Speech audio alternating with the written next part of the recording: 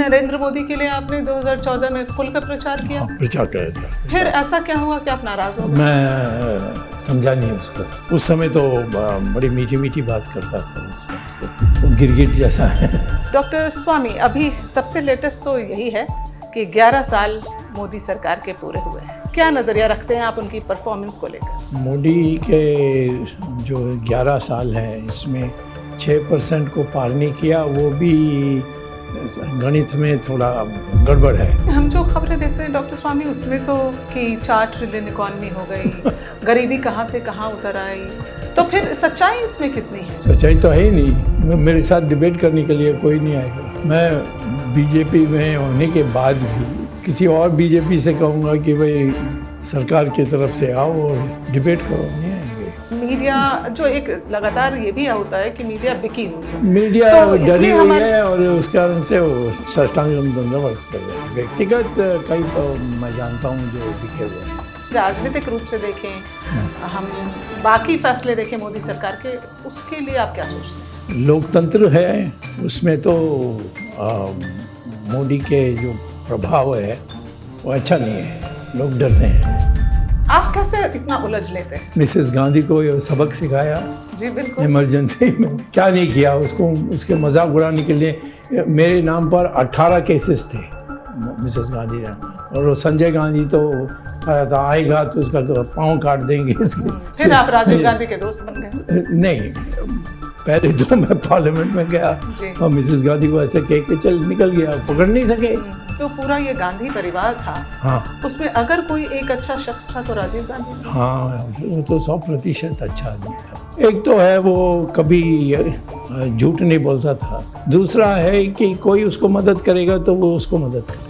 ऐसा हुआ कि आप कई बार प्रधानमंत्री की कुर्सी तक पहुंचते पहुंचते रुक गए? हाँ, यस, दैट वाज तो क्या 1999। इसी वजह से वो नहीं, उसको प्रारब्ध मानता हूँ। ओके, उससे मुझे कोई दुख नहीं।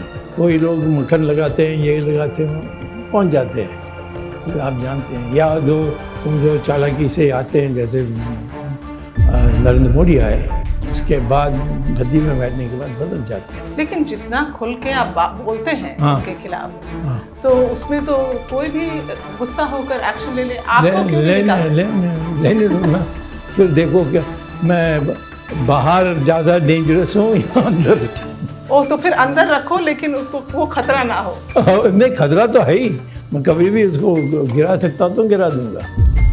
जो अभी हमने देखा ऑपरेशन सिंदूर, उसमें जिस तरह से देश की वाहवाही हुई, सेना की वाहवाही हुई और सीज फायर, इन सबको आप कैसे देखते हैं डॉक्टर स्वामी?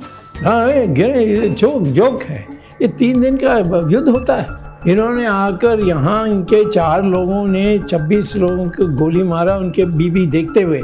इन्हें इससे क्या बड़ा अपमान कौन सा हो सकता है देश का? हमारे देश के अंदर आकर कहा कि नहीं, हम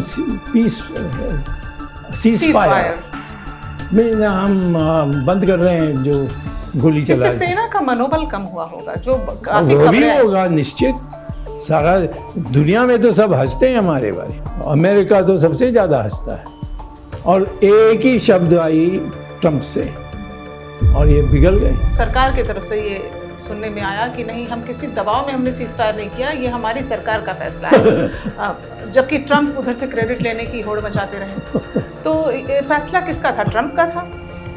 हाँ, ओके, ट्रंप ने उनको धमकी दिया। कैसे धमकी? यही पूछना चाहता हूँ। आप जैसे कहते हैं कि आप जब चाहे मोदी सरकार को गिरा दें।